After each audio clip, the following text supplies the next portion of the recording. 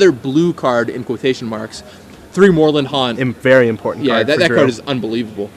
And then in the sideboard, we're going to see Lean and Relic Warder, Arbiter, just a lot more bears, just a lot more efficient bears. So Purge, Gideon, and O-Ring. Should be interesting. Mark Hinsz on your left, just playing super stock Wolf Run.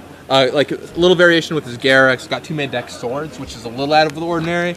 But other than that, pretty much what we've just seen all day. Yep, only 2 Wolf Run. It's about the only other variation I would see here. Sideboard Gut Shot, which will be really very good against Drew, I'm sure. And both players shuffling up for game 1. If you're just joining us now, we're in round 8 of Star City Games Open, Kansas City, day 1 of Standard. 8 of 9 rounds today. Yep, 8 of 9 rounds. I'm Gavin Verhey here with Zach Call. I've been doing commentary for you, and it has been quite a good time. Yeah. I've been having a good time looking at all these decks. Seen a lot of Ramp and Solar Flare, but also just a bunch of really cool decks in the mix of that, too. So. Yeah, and finally this token deck. Yeah, we've been talking all day. Where are the tokens? Or where are the humans? Where are the tokens? This isn't so much a tokens deck. I mean, it doesn't even have Midnight Haunting, but it's just it is a blue-white. It is a blue-white kind of beatdown deck, which is what we were kind of looking for. Right. There's no Midnight Hauntings or anything like that. Yeah, I would call it actually more human than token. Yeah, it's blue-white humans. I mean, the only thing that makes tokens is Doom Traveler and Hero Bladehold, I guess. Right. Oh, and Moorland Haunt, sure. So it looks like Drew is content with his 7-card hand. Mark Hinsz going back for 6. Yeah, Drew giving Mark the death stare / smile. Death shuffle too. Yeah, Drew's been busy with work, but he's able to make it to the last couple events, and he's certainly happy he's been able to. Looks like Drew Levin 20th going into this round, so both definitely well in contention. Though we'll see how their tie breaks are. I need 2 people for a competitive draft. I need 1 person for a commander pot, and I need 4 people for a legacy winner box. So I might have to eat my words about 4 Wolf Run Ramp, especially if Drew wins this. Yeah, I mean, we'll see what happens. I think that we'll see 2 Wolf Runs in the top 8, maybe 3. I think the over/under is 2.5. 4 is pretty ambitious.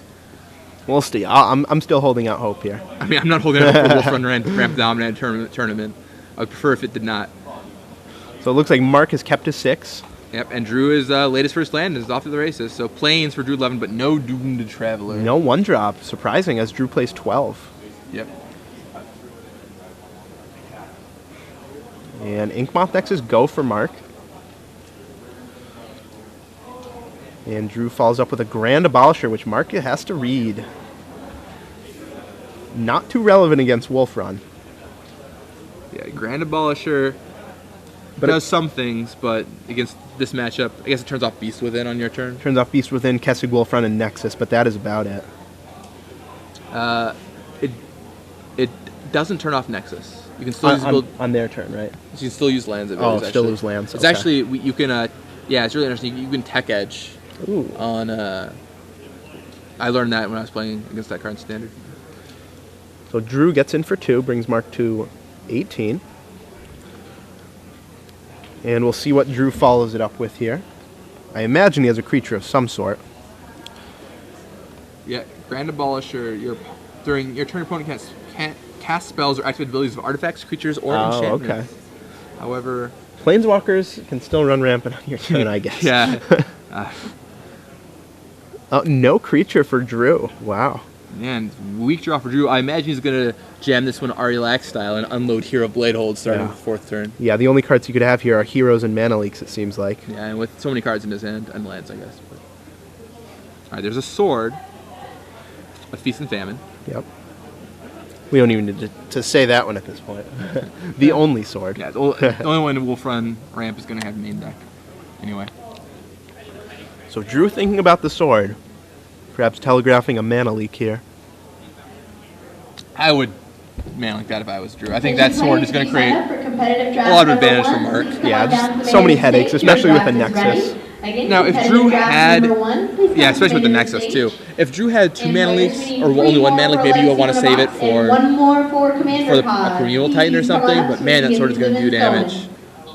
Serves in with the Grand Abolisher, and especially if he's planning to tap out for Hero, yeah, I would have just Mana Leak. There's a Hero Bladehold pass. I guess if your plan is let him do whatever he wants this turn, next turn have Mana Leak mana up, But the thing is, the sword's going to demolish your hand over time, so Mana Leak is less effective. You can't play the long game as well, but Hero kind of mitigates that. Right. Drew only left with 4 cards. After the sword hit, it's going to be 3. So it'll be interesting to see what he can get together here. He has a small time window to do it before that sword just completely takes over this game. Yep. All right, and down comes a land for Mark Hinsz. A wolf run, it looks like. Important to note that Drew does have a Moorland Haunt over there. Yeah, Moorland Haunt would allow him to interact with the Feast and Famine, but he doesn't have any creatures in his graveyard. Right. So. And I imagine he wants to leave mana up for other things or tap it for Hero. So it looks like Mark's going to get in with the Nexus, equipped with the sword. Yep, Nexus will bring Drew 3 poison, and he discards an island. Nice Euro island right there. Attention players, we're looking for Daniel Hall and Patrick Burns. Please come on down to the main of the stage. And Mark taps out for Solemn Simulacrum. And players, all right, Solemn ramps himself up a little bit there. For the evening. On Drew's turn, do you think we're going to see another hero, or just holding up for Mana Leak? You guys filled up, so come on down to the main event. I don't know. I mean, we were actually talking to Ari about this before. If he attacks with the hero this turn, and then attacks with both heroes next turn, it's over 20 damage on the next attack. Yeah, and so there's no way he could even lose. See what he does. So just taps 2 for Honor of the Pure, and I think his last card is Mana Leak, so... But that might not make the difference if he only has 1 card for Sword of Feast and Famine. We'll see. Right, I mean, does he really want to pitch his other hero? I don't think he does. I don't think so. I would probably just jam that hero. What is the worst that could happen? If he casts Primeval Titan and gets two lands, I mean, whatever. I think he's still just dead on the next turn. I think so, too. Assuming his other card is Hero. We saw that correctly, right? I'm not sure. Okay. It's all speculative. It might have not been. He's keeping his cards face down here. Oh, Angelic Destiny, someone tweeted in that he has? Oh, okay. Might have been Angelic Destiny. That's interesting. Yeah, that seems worse than Honor the PR. Still pretty reasonable on a hero. On a hero, yeah. Not bad. That's a good way to be a Titan. But I guess Mana Leak, Hugh and Mana Leak up is a little more reasonable now. Sort of putting all your eggs in one basket there, too. Yeah, exactly. So Mark thinking about his blocks here. Might want to trade Solemn for a token. I don't see any reason not to.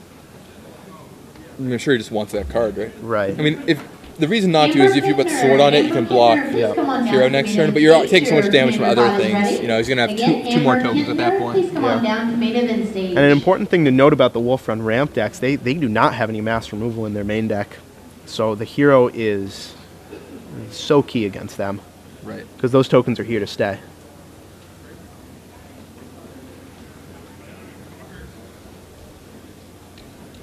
And yeah, Drew with 3 cards in hand, so he could have a Mana Leak, a Destiny, and then a 3rd card that he'll pitch. Setting him up for a very good next turn. Okay, so yeah, blocks token with the Solemn. Gotta pick up a card on the exchange. Now Drew counting up the damage he's doing. Looks like 9, maybe? 10? 11. I can't count. 11 damage on that exchange, bringing Mark to 5. Mark's going to be hard-pressed to come back to this. I think that's going to be this. I mean, he untaps all of his lands. See what he can do, but hey, let's see if he plays Titan. No, it's still not enough. That's still only 2 blockers. Yeah, and yeah, that's lethal. Yeah, I think Mark is going to lose here. I mean, unless he's like equip, attack, play something before attacking to block. That would do it. I mean, I don't know if that would win Mark the game, but it would let him not die. Certainly keep him alive. Although it taps his birds. I think that's another Sword of Feast and Famine poking in there. That is. So if he can somehow survive for one more turn after getting in with the Nexus, then maybe he can steal this game with a double equipped Nexus. What's his other card? So he has Sword, Primeval Titan. What's one all the way to the left? Those are the only 2 I can make out. Yeah, I can't make out what his other card is. It might even be 2 cards side there. No, I think it's just 1 card. But I can't tell what it is. No, definitely can't. Some sort of Acidic Slime could be okay here if he can somehow Green Sun that and play another card. Alright, so he goes activate, equip, attack. Yep. Drew's gonna pitch in Plains. Doesn't need that extra land. Untap everything.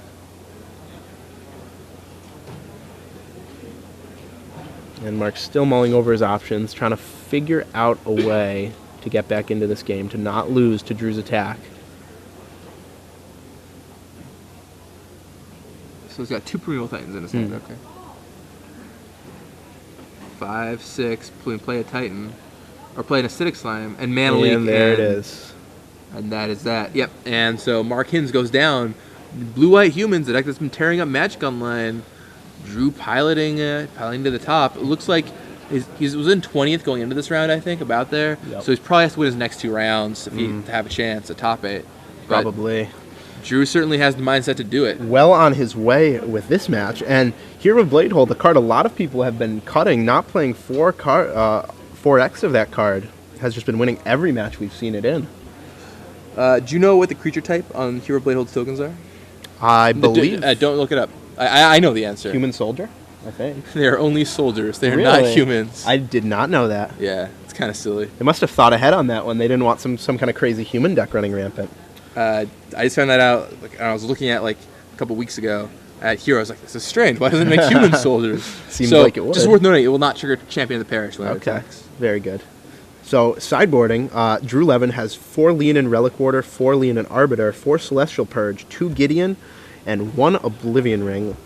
So, what do you think Drew will be bringing in here? I think, let's see. Certainly not Relic Warder. I mean, Arbiter for sure. Yep. He's going to bring in all 4 of those Arbiters. Maybe the O-Ring if you feel so inclined. You might want to fight the Sword or something, Planeswalkers. But I think that's all he's going to want at most. Probably 4 Arbiter, I agree with that. Yeah, 4 Arbiter. And then cards he might be taking out for that, probably none of his 1-drops. Those are probably too important. I think a strict swap of Abolisher for Arbiter might be the play here. Abolisher does almost nothing in this matchup, and Leonin Arbiter is super effective. Yeah. And it also keeps your curve at exactly the same, which is something I'm sure Drew's keeping in mind. Yep, I agree. Any aggro deck, that's going to be very important. Let's see, from Mark Hinsz side, though, gonna wanna... He's got Gutshot, Ancient Grudge, Thrun, Slime, Malira, so he does have one Malira. Not that's useful here, but Tree Redemption, Ring Corruptor, and Batterskull. He does not have a lot of ammo for this matchup. Not much. No, we should see the gut shots here. That's a really effective way of dealing with a Champion of the Parish or an Elite Vanguard early before they can become a problem. The one Batterskull. Yep. But in terms of answers to Hero, Bladehold, and Mirren Crusader, Mark does not have much. Could see a Thrun just to block. Not so sure about that one, though. Tree of Redemption, possibly? That could help stabilize. Malira to trade with a 2-drop. Not a lot of options here for Mark Hinsz. I don't think he was expecting this matchup. No, definitely not. I imagine we'll see him siding out something like a little bit of his top end here. Probably Beast Within. That card. Does he want those swords? Sword? It's not that effective against Drew, as we just saw. Right. He just shrugged off the discard. Right, no protections. I mean, it's a discard versus an aggro deck. Right. At the same time, though, Drew has no disruption to stop the sword from connecting. Yeah, he can only mana leak it on the way down. Right. So I don't know. Sword could definitely be a cut. He could cut some of his Garriks, some of his Primal Hunters. Could be a little slow. But yeah, I expect him to cut Beast Within and Sword of Feast and Famine, perhaps Garrick, Primal Hunter. Agreed. Yeah. Well, so not too much changing after sideboarding. I think Leonin Arbiter is the biggest wrinkle to this matchup.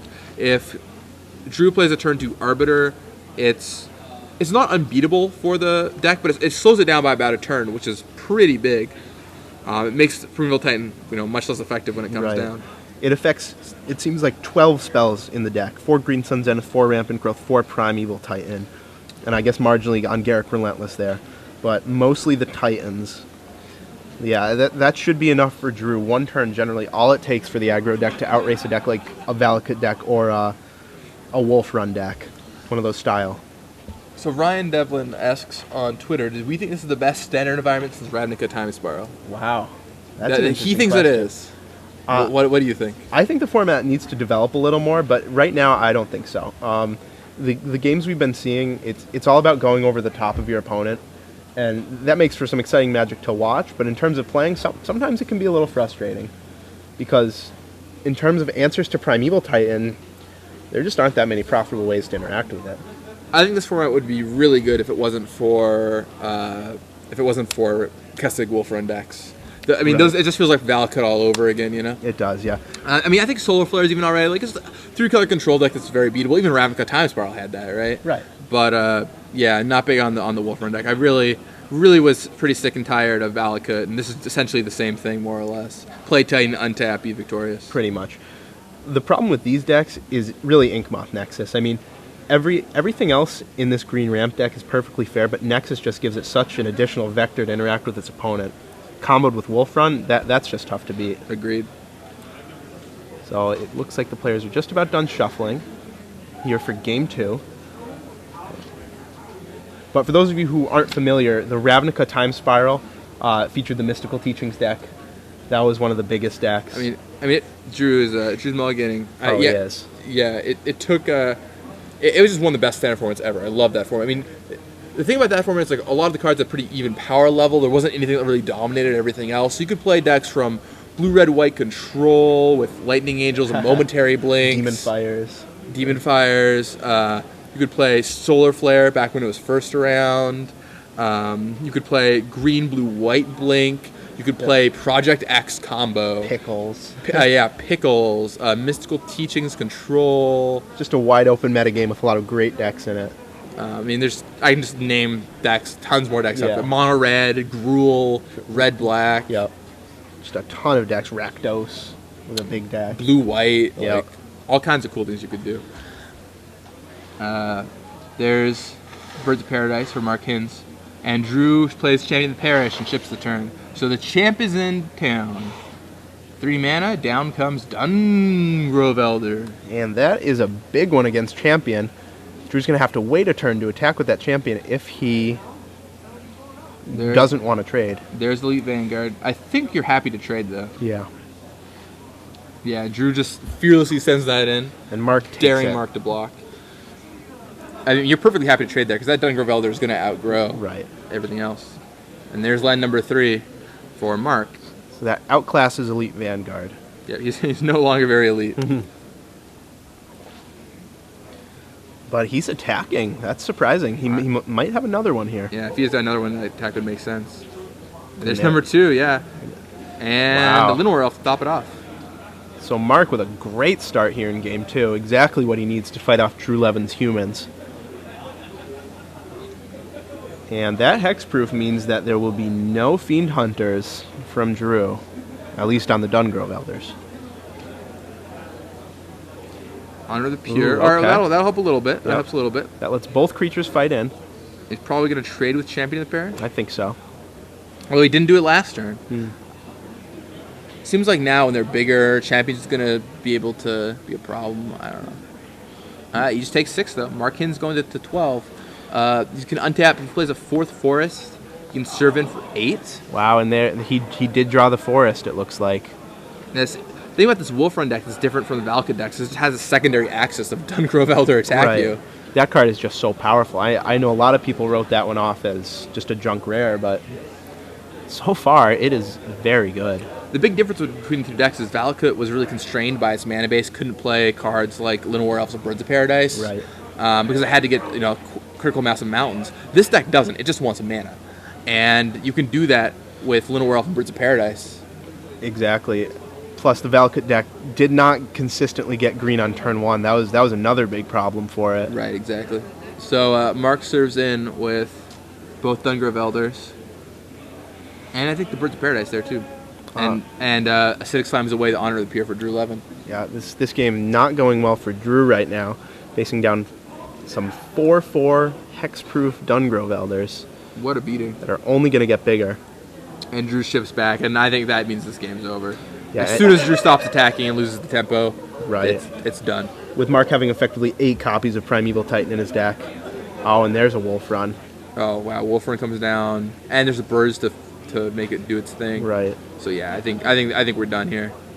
Drew's a good man and will probably play it out to the bitter end, but we're going to be seeing Game 3 here very shortly. Yeah. Drew's shuffling his cards up, looking for more options, but there are not going to be any to be found, and there he scoops it up. Alex Verno on Twitter asks, how does Dungrove Green beat Mirran Crusaders? That's a good question. Drew was playing this deck primarily because of Mirran Crusader. He just thought this back card was insane for this weekend. Right. And he's got them in here. And it seems to be, I mean, Mirran Crusader that game, the Dungroves would not have been able to attack, and when it was right for Drew to attack, he could, and that card would have been trouble. Trouble for Mark.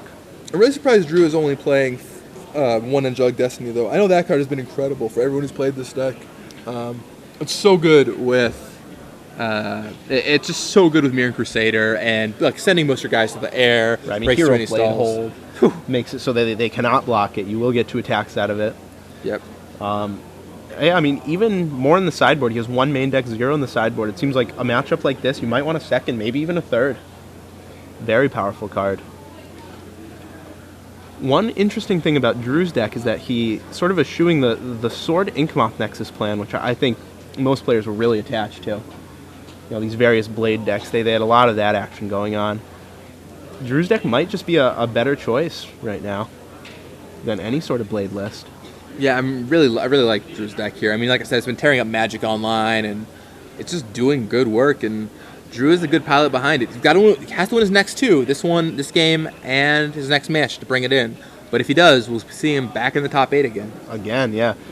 Sort of a constant player in most any top 8, usually Legacy, but he's proven his worth in Standard, too. Yeah. I mean, he was one of the Cobblade people earlier Right. this year that just played Cobblade nonstop, but even without the blade around, still rocking the blue-white, this time a little more beatdown bent to his game plan. Yep, already had his Sea-Chrome Coasts and Glacial Fortresses, so figured he'd stick blue-white. Yeah, just get the Moorland Haunts in your set, right? Yep. Do you think there should be a 4th Moorland Haunt, or is that too rough on the mana? I don't know. I mean, his only blue cards in the main deck is Mana Leak. Actually, his only blue cards between main and sideboard are Mana Leak. So, really, 9 blue sources. That's a lot. I think he could support another Moorland Haunt. So looks like the player's shuffling up for game 3 here. And laying out their hands. All right, see what we can do here for Drew and Mark. Drew going to be on the play this game. Definitely a boon for the aggro deck. And in the tank on this one, and he keeps. Yep, thinks for a second, and then keeps his hand. As does Mark, it seems. And down comes Champion of the Parish. Not enough for Drew last game, even though it is his best turn 1 play. Yeah, but he didn't really develop his champion last game. This game might be a different story. Right. Elite Vanguard, add a counter, bash. And no gut shot from Mark. No gut shot, and no second land for Drew. Wow. I had a feeling for some reason he was considering a land light hand. And that is exactly the case. Now his hand is still solid, going to be able to crash in for 4. If Drew has another human too, like another Elite Vanguard, that could be brutal. I think he must. I think he probably has 3 or more plays to keep a 1-land hand. I would agree with that. But we will see. No. Or not. Wow. And Lanoel instantly jumps in front of Elite Vanguard, understandably. Yeah. Oh, this keep is looking kind of sketchy by Drew. Yep. I probably had Leaning Arbiter or something like that. Probably. I don't know. I've seen people keep these 1-landers today. I just can't get behind it. No, I mean, a random 6 cards in an aggro deck, all your cards are so similar, such similar power level that... I might keep that hand if you were on the draw. Yeah, he's got the Arbiter right there. Another brick. If you were on the draw, I might consider it. But on the play, I just... Yeah, not going to be enough. And a 4th Forest, making that a 4/4 hexproof Dungrove Elder, serves in for 4. Ooh. Another Dungrove Elder. Who needs Primeval Titans? Right. And I think I saw a Wolf run in Mark's hand, so this game is going to be over very fast. Yeah, there's an Arbiter, but too little too late. Very much so. I mean, maybe if Drew goes like Plains and Mirran Crusader, he might have a chance. Possibly. Those would be able to profitably block the Elder. And boom. There's the Wolf run. And that'll run all over Drew. Yep, Drew's on a 2-turn clock here. Might even have to double block at this point. And if he double blocks, he trades both of his creatures for a Dungrove Elder. Right. If he has a Mirran Crusader in his hand, I think that's his only line of play. Yep. Just has to hope Mark doesn't have Titan or something. Right. Hope he's holding all lands. Yep, double blocks. And Mark has a lot of good options. He can Wolf Run. He can play any spell in his deck. It's just not looking good for Drew. Mark double blocks, or sorry, Drew double blocks. Mark should just Wolf Run that one, make sure he kills both of them. Because he's not currently killing both of them. Right. And I would just Wolf Run there. Wait. Oh, yeah, the others are a 4/4. There are 4 forests there for Mark. He always 3 forests, doesn't he? I think there's a 4th. Oh, is there a forest hiding down there? Oh, there and is. That's. I thought he only had 5 mana. I now Primeval Titan while Drew is stuck on 2 lands. Makes everything else that came before just irrelevant. Bam. And Drew draws a Fiend Hunter. Ironically, a Fiend Hunter. Not enough. Not going to do it. The 1-lander did not do it for Drew Levin. Oh, man. Yeah, so Drew down and out as Mark Hinsz, another Wolf Run Ramp player, poised to make the top 8 of this tournament with another win. Yep. See what happens. Wolf Run Ramp.